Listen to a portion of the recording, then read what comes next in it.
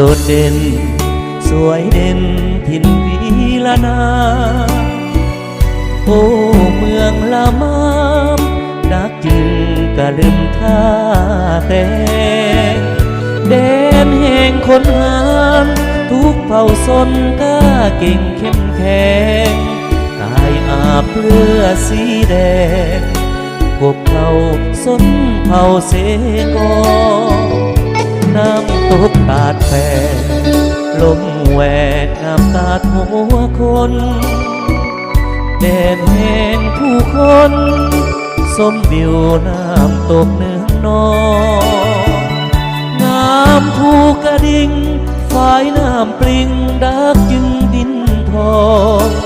สะพานข้ามเสกองสองฝั่งเสื่อมต่อถึงกันส่งสวนลักเมืองสะท้อนสวงในผู้ปั้นหญิงสายหลายเผ่าเอกลักษณ์คนหายืนเรียนลาบซาจับหอกถือดาบองค์อาจลาวันส่วนองค์แก้วผู้นำเผ่าพันธุ์หนึ่งเดียวแห่งแคว้นเสกอกะลืมเมืองใหม่มากมายหลุมสับในดินท่าแตกแดนดินกาเฟชื่อเสียงดังโกละมามแดนงามจุดที่ตั้งของแคว้นเสกองปลื้มใจได้มาเที่ยวท้องเสกองแคว้นถิ่นคนหา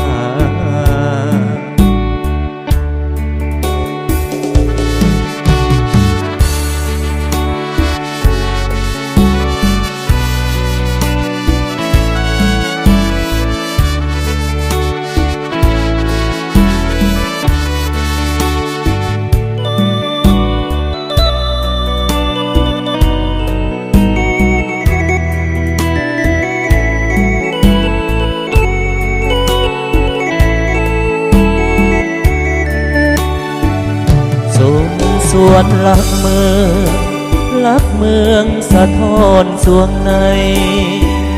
ผู้ปั้นหญิงสายหลายเผ่าเอกลักษณ์คนหา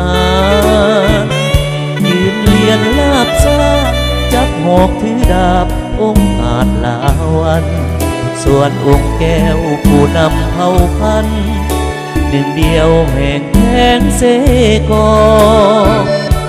กะลืมเมืองใหม่มากมายหลุมสับในดิน